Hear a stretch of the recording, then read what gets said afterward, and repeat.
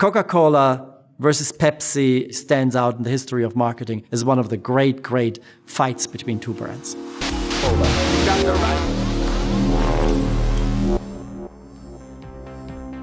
Part of the reason these are ubiquitous brands is not just because they're on the shelf whenever you go to the supermarket, but also because they've created an ethos that raised them into brands that are part of the public discussion.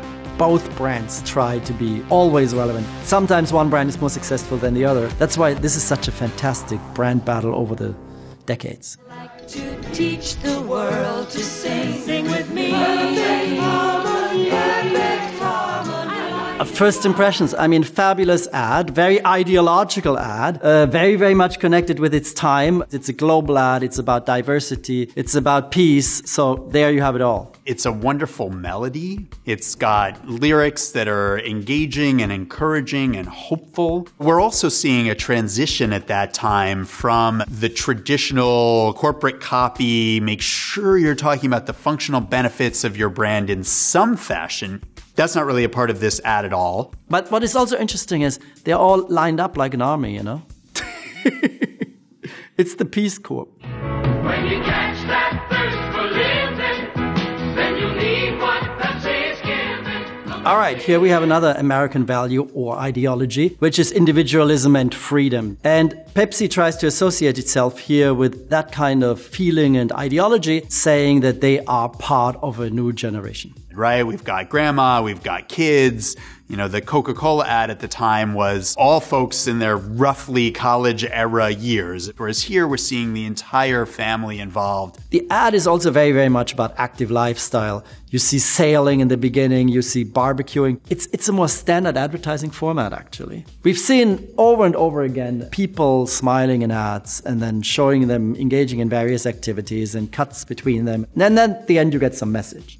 It's not particularly creative. Both Coca-Cola and Pepsi at this time are trying to create a broader impression of what the ad is, what the company stands for, what being a drinker of these products means to you.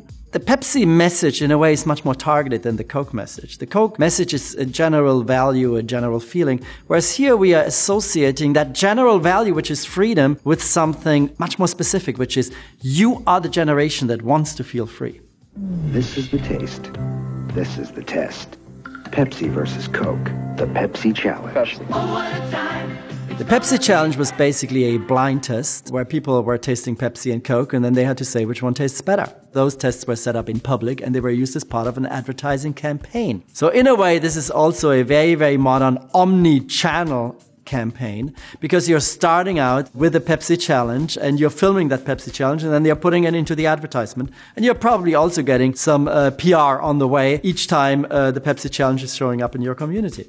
The Pepsi Challenge was a splendid marketing move because it really gets back to, well, what should matter to customers, which is the taste. In fact, it was an aggressive move, a bold move by Pepsi. The Pepsi Challenge really stands out in the history of marketing as one of the great, great fights between two brands. You know, they start with the functional thing, God, we taste good, don't forget, or try us if you haven't, mixed in with the, once you've tried us, now you get to party and celebrate and feel good. The Pepsi Challenge was quite successful. It gave Coca-Cola a hard time for many, many years. They didn't know how to react to it.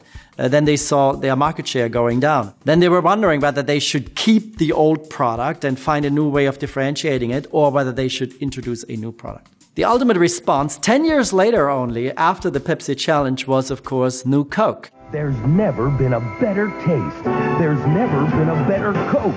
Introducing the greatest taste discovery in 100 years. It's very rare to see something have such success that it actually drives not just a competitor, but the market leader to go ahead and change the ingredients of their core product or service. Coke launches a grand ad, totally new product, with imagery that really suggests that there's something world-changing coming. The imagery of the new Coke can bursting out like a rocket ship from the old Coke can, trying to create that sense of we're being innovative in this. We're not reacting to Pepsi. And it didn't last long. At that time, it was much more common for brands to just drive what customers consumed. And we're seeing one of these very early examples of the opposite, where a company tried to make a change and got slapped in the face for it. Mr. Greene? Yeah. I just want you to know, I think you're the best ever. Yeah, sure. Want my Coke? No. Really, you can have it.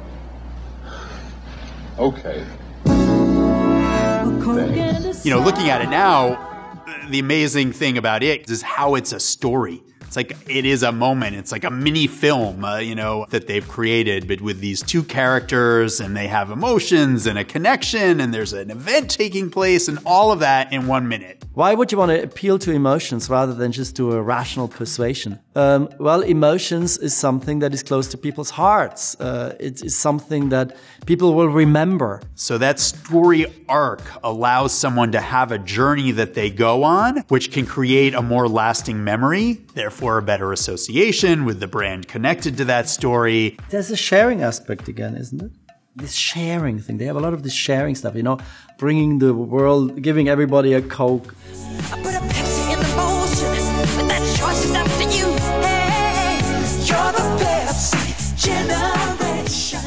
Obviously, we're seeing two different choices of celebrity and storytelling. Pepsi continues its approach of associating itself with a generation. In this case, also nice association with music. This is becoming a style in advertising going forward. When you want to signal youth, you play music. The commercial is his hit song.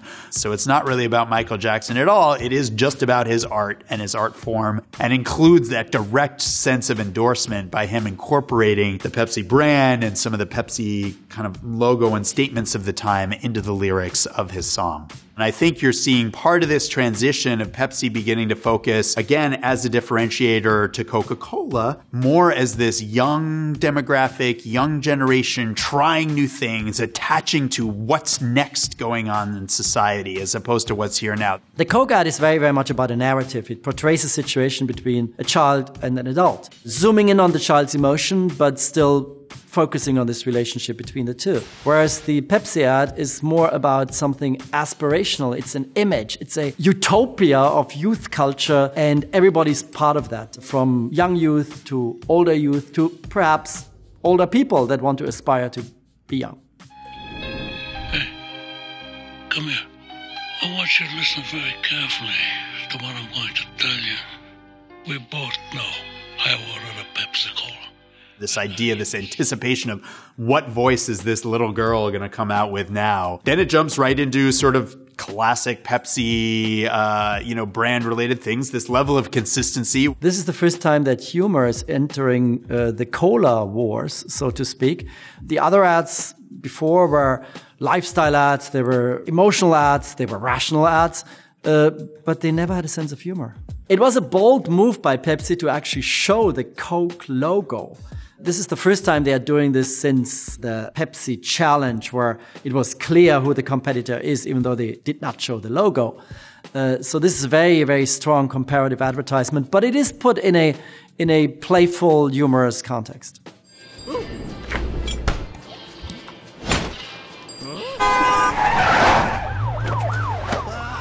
Give a little love, and it all comes back to you.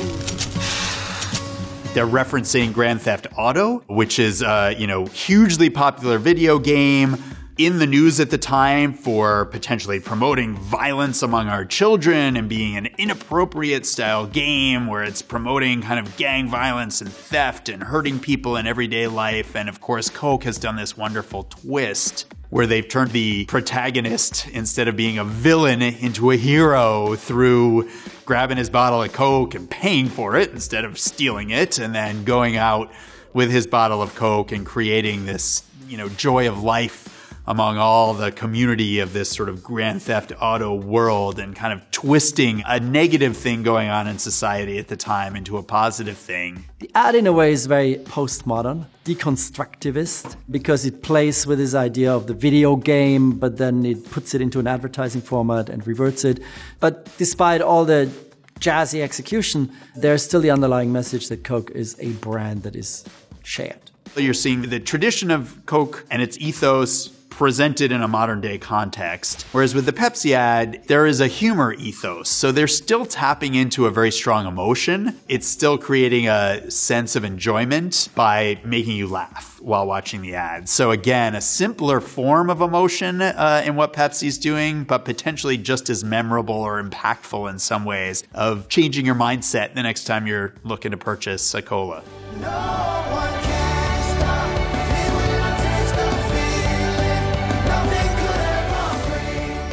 Coca-Cola also keeps this idea of it's the social drink for us as friends. But it's a very contemporary ad. And as such, it will look very dated in a few years. Very direct, creating the ad in a fashion in which you're talking about the ethos of the time or the ethos of society in general. And Coca-Cola is playing on that sort of theme. It's merging a long tradition of talking about the social values with the desires and needs of a millennial generation.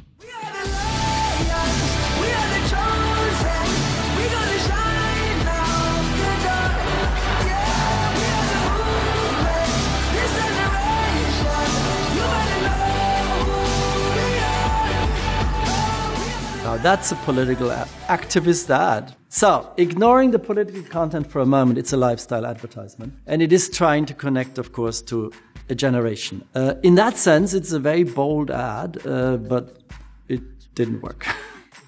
What immediately falls flat as compared to some of the successful Coca-Cola ads is this is way too specific to the imagery of conflict that was going on when this ad came out, protests related to Black Lives Matter. Brands try to tap into current political events, into social cultural events and things going on in the world. The question is whether Pepsi has the permission to tap into the current social movements.